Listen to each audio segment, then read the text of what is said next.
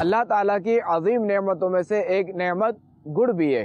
تحقیقات کے مطابق گڑ میں iron, phosphorus, acid, vitamin A, vitamin C, vitamin B1، vitamin B2، nicotine وغیرہ پائے جاتے ہیں۔ اور گڑ کھانے کے جو ہے وہ فوائد بھی ہیں ٹھیک ٹھاک، جیسا کہ اس کے بارے میں آتا ہے کہ گڑ کھانے سے خون بڑھتا ہے، گڑ خون کی صفائی کرتا ہے، گڑ سے نظام انہضام جو ہمارا ڈائجسٹو سسٹم یہ ٹھیک ہوتا ہے، بلکہ یہ مضبوط ہوتا ہے۔ گڑ جو ہے یہ نظام تنفس، یعنی ہمارا جو سانس لینے والا جو عمل ہے نا، سانس لینے والا جو سسٹم ہوتا ہے، اس کو یہ اچھا کرتا ہے، اس کو یہ مضبوط کرتا ہے۔ اسی طرح نظام انہضام جو ہمارا ڈائجسٹو سسٹم ہے، جسے کھانا وغیرہ ہضم ہوتا ہے، ہم جو کھاتے ہیں پیتے ہیں یہ جو ہضم ہوتا ہے، تو گڑ اس کو بھی مضبوط کرتا ہے۔ اسی طرح گڑ جگر کی صفائی کرتا ہے، گڑ جو ہے وہ کھانسی دور کرتا ہے، نزلہ زکام یہ بھی دور کرتا ہے، اور گڑ جو ہے بلغم ختم کرتا ہے۔ دیکھیں کہ چینی بھی میٹھی ہے، گڑ بھی میٹھا ہے، لیکن چینی کھانے سے وزن بڑھتا ہے جبکہ گڑ کھانے سے وزن نہیں بڑھتا۔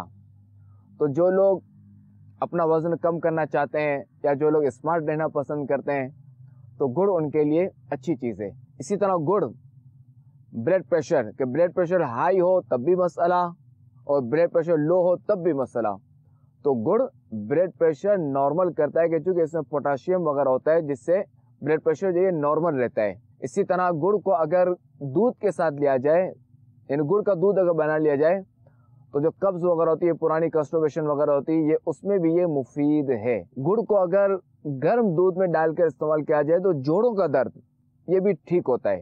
گڑ بہترین انرجی بوسٹر ہے۔ اگر آپ فوری طاقت چاہتے ہیں، فوری توانائی چاہتے ہیں، کوئی کام کرنا ہے آپ نے، بعض لوگ جو انرجی ڈرنکس لیتے ہیں ان کے نقصانات بھی ہیں۔ گڑ کے انرجی بوسٹر آپ لیں گڑ، انشاءاللہ الکریم جو ہے وہ آپ کے اندر طاقت آئے گی۔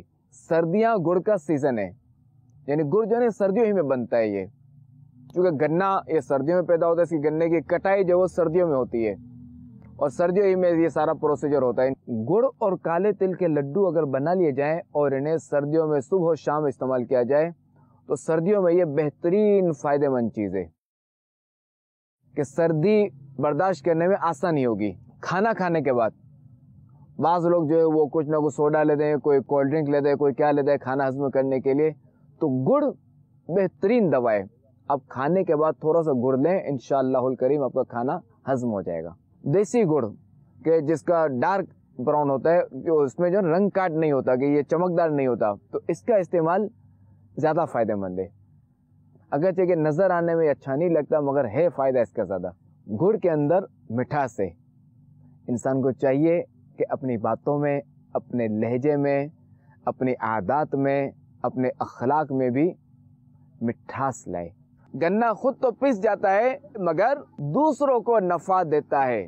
کاش ہم بھی ایسے بن جائیں کہ ہمیں اگر کوئی تکلیف دے، ہمیں کوئی پریشان کرے تو ہم دیگر کو پریشان کرنے کے بجائے عفو درگزر سے کام لیں، ہم نفع پہنچانے والے بنیں اور اپنے بھائیوں کو، اپنے مسلمان بھائیوں کو معاف کریں۔ گنے کا رس نکلنے کے بعد اسے گرم کیا جاتا ہے، پھر اس میں سوڈا ڈالا جاتا ہے۔ گنے کے اس گرم رس میں سوڈا جاتا ہے تو میل باہر آتا ہے۔ یوں ہی بندہ مومن پر کوئی مصیبت آئی اور اس نے صبر کیا تو اس کے گناہوں کا میل ختم ہوتا ہے۔ سوڈا والے پروسیس کے بعد اس میں شائننگ لانے کے لیے رنگ کاٹ ڈالا جاتا ہے، اس سے جو اس میں کوئی شائننگ آ جاتی ہے۔ اگر کوئی رنگ کاٹ نہ ڈالے اور بغیر رنگ کاٹ کے استعمال کرے تو گہرا براؤن ہوتا ہے، تو اس کے فائدے زیادہ ہیں۔ رنگ کاٹ کے بعد جو ہے وہ یہ پکتا رہتا ہے یہاں تک یوں سمجھے کہ یہ 1/3 رہ جاتا ہے۔ اچھا، جب یہ تیار ہو جاتا ہے تو اسے لکڑی کا جو سانچہ بنا ہوا نا اس میں ڈال دیا جاتا ہے اور پھر اسے مسلسل ہلایا جاتا ہے۔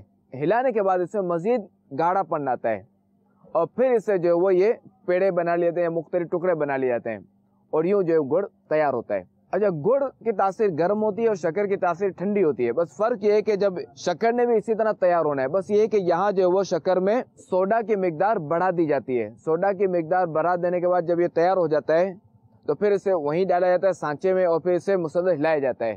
اب سوڈا ڈالنے کی وجہ سے کیا ہوتا ہے کہ یہ اب جو ہے وہ جمے گی نہیں۔ اللہ تعالیٰ نے دیکھیں انسان کو کیسا ذہن دیا، کیسا عقل دی کہ ایک ہی چیز سے وہ کتنی چیزیں بنا لیتا ہے۔ بندے کو چاہیے کہ اپنی عقل کا صحیح استعمال کرے اور اللہ تبارک و تعالیٰ کا شکر ادا کرے، اور نعمتوں کا شکر ادا کرنے کا ایک طریقہ یہ بھی ہے کہ اس کی نافرمانی سے بچے۔